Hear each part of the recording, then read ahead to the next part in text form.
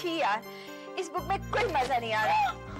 हाँ यार, मैंने भी पूरा मैगजीन देख लिया, एक भी नया लफड़ा नहीं मिला। ओह माय गॉड, हीरो लोग ने लफड़े करने बंद कर दिए।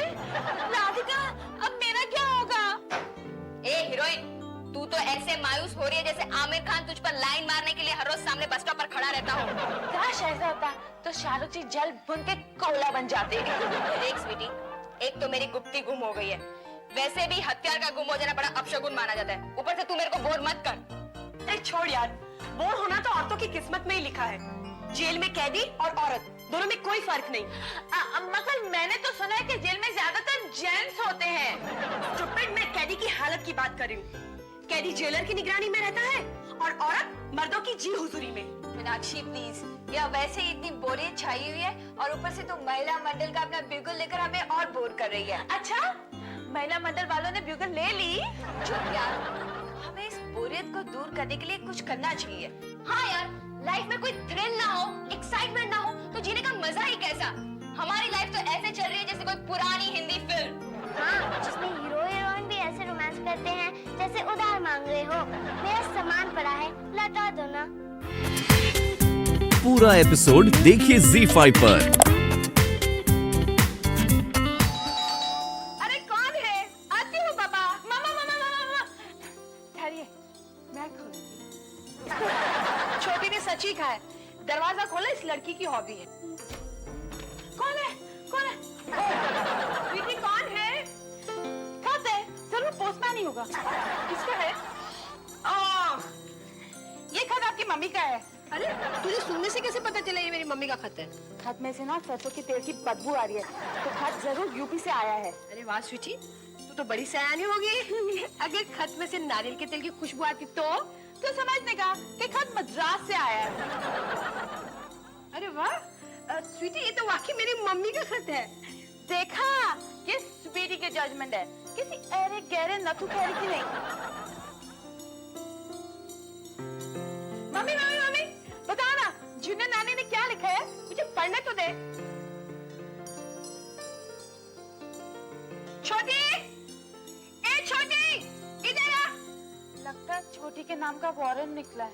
क्या है मम्मी, क्यों पापा की तरह चिल्ला रही हो? खबरदार जो जबान चलाई तो। ये बता, तू नानी के पड़ोसी रोशनलाल से क्या क्या कराई थी? कुछ भी तो नहीं। तू सच कह रही है? मुझे झूठ बोलने की क्या पड़ी है, वहाँ तो सारा गांव मेरा फैन था, इधर उधर की बातें होती थी।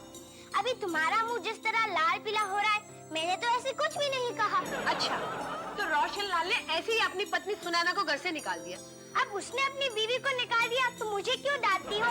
गाँव वालों को तो कोई काम ही नहीं होता है ना, इसलिए टाइम पास के लिए ये धंधा करते हैं। पहले अपनी बीवी को निकाल देते हैं और फिर मनाने जाते हैं। लगता है मीनाक्षी दीदी को गांव भेजना पड़ेगा, है ना मम्मी? चुप।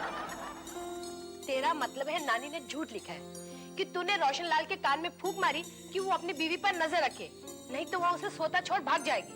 अच्छा वो बात, वो तो मैंने उसका घर बचाने के लिए कही थी। कैसे? मम्मी क्या है कि हर दिन सुनैना आंटी आती थी और मेरे पास बैठती थी और पूछती थी अक्षय कुमार की हाइट क्या है, उसका वजन क्या है, उसके बाल कैसे हैं, उसके नाखून कैसे हैं, और कहती थी जब वो गाना आता है ना टीवी पर, तू चीज बड़ी है मस्त बस, तो मुझे लगता है वो मेरे लिए ही गा रहा है। मुझे भी ऐसे ही लगता है। तू चुप कर। इसका मतलब ये तो नहीं था कि वो अपने पति को छोड़कर चली जाती? ऐसा ही तो है मम्मी, वो कहती थी अगर मेरे पास पंख होते मैं सीधा अक्षय के पास उड़कर चली जाती। तो मैंने सोचा अक्षय, रवीना और पूजा के बीच में वैसे ही शटलकॉक बना हुआ है, तो मिस्टर रोशनलाल का उसमें क्या काम? और तूने मिस्टर रोशनलाल को भड़का दिया? नहीं, उन दोनों का भला किया। देख रही हूँ मैं तेरी भलाई। पूरे गांव में तेरे नाम के चर्चे हैं। वहाँ के लोग कह रहे हैं इतनी सी छोकरी आधे गांव में झगड़ा लगा गई। Anyway mummy, that's not my problem। क्या ये कम है कि तुम्हारे जाने के बाद भी लोगों में तुम्हारी चर्चा हो? ओके, मैं जरा राधिका दीदी को किताब पढ़ने में मदद कर रही हूँ, so please don't disturb me। Bye। हे भगवान, क्या होगा इस घर का?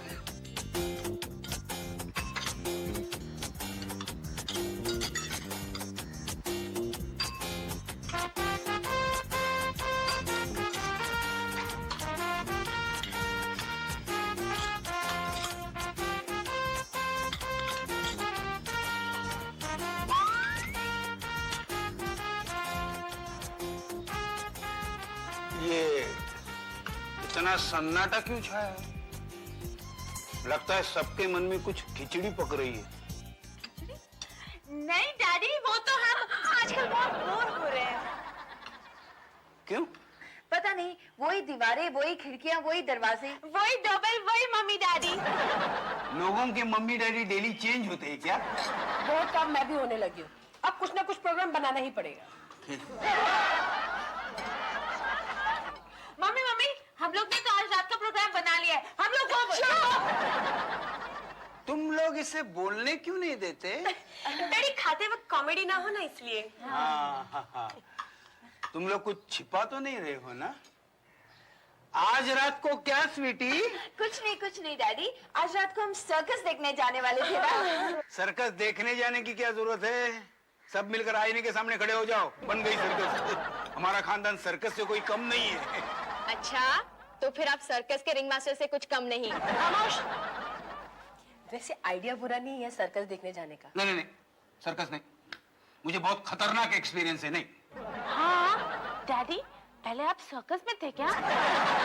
नहीं, तो क्या हुआ, मैं एक दिन सर्कस देखने गया तो एक शेर अचानक पिंजरे के बाहर आ गया। फिर? अरे फिर क्या, पूरे तंबू में घबराहट मच गई। सब लोग भागने लगे, कोई इधर भागा, कोई उधर भागा, मैं भी भागने लगा लेकिन मुझे रास्ता ही नहीं मिला। और अचानक शेर और मैं आमने सामने आ गए। ये शेर, ये मैं, जैसे डैडी, फिर आपने शेर का मुंह दबोच के उसे पटक दिया होगा, है ना? ओए, अपने बाप को धर्मेंद्र समझती है क्या? अरे ऐसे सिचुएशन में धर्मेंद्र भी एक ही डायलॉग में भगवान के सारे डायलॉग याद कर ले।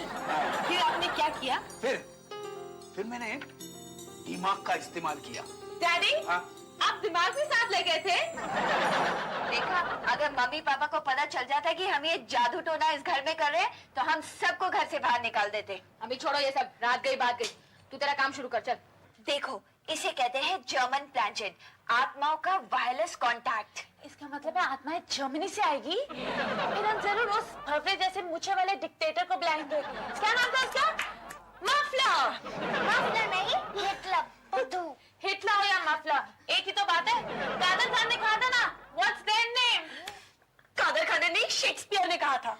और हिटलर की आत्मा को बुलाकर तुम क्या थर्ड वर्ल्ड वॉर शुरू करवाना चाहती हो? नहीं बाप, लफड़े वाले किसी भी इंसान को बापू के देश में नहीं बुलाने का। क्या लो, सो चूहे खा के बिल्ली हज को चली। लेकिन आत्माओं के किस्से में बिल्ली का क्या काम?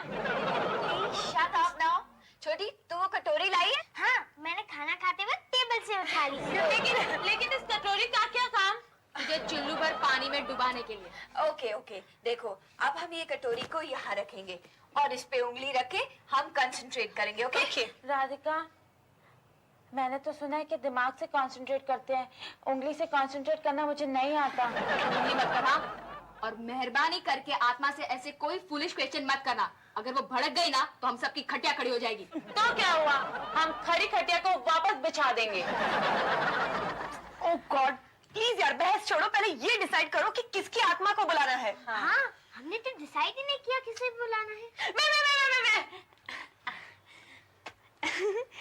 क्यों ना हम शाहरुख जी की आत्मा को बुलाएं? एक चीज का दूंगा कान के नीचे, तो राधिका दीदी की सुनने की मशीन उधार लेनी पड़ेगी। क्यों हमेशा अपनी बहन गौरी के सुहाग के पीछे पड़ी रहती है? शाहरुख जी अभी जिंदा है। अच्छा, जिंदा लोगों की आत्मा नहीं होती? और अगर इस लड़की का मुंह खुला रहा ना, तो पूरी रात बीत जाएगी। तो मेरा मुंह खुला रहने से आत्मा को क्या फर्क पड़ेगा? मैं 3 बार ब्रश करती हूँ। इसका कोई कुछ करता क्यों नहीं? ओह गॉड, इसको छोड़ो, पहले ये डिसाइड करो कि किसकी आत्मा को बुलाना है। हाँ यार, लेकिन अपने पहचान में तो कोई लुढ़का भी नहीं है यार। हाँ, क्यों ना हम मम्मी को बुलाए? हाँ यार, दैट्स ट्रू। परसों हो गए, हम तो मम्मी को भूल ही गए थे। हाँ यार, बिल्कुल। वो भी सोचती होगी कि नई माँ क्या मिल गई, जन्म देने वाली माँ को तो हम भूल ही गए। हाँ, हमने तो कभी बड़ी माँ से बात ही नहीं की। तो ठीक है, आज हम मम्मी को ही बुलाते हैं। ओके, चलो उंगली रखो। अब इस पे उंगली रखे और कंसंट्रेट करते हैं।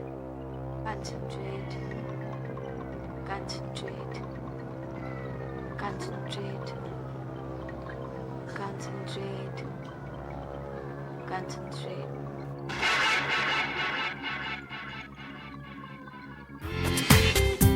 पूरा एपिसोड देखिए ZEE5 पर।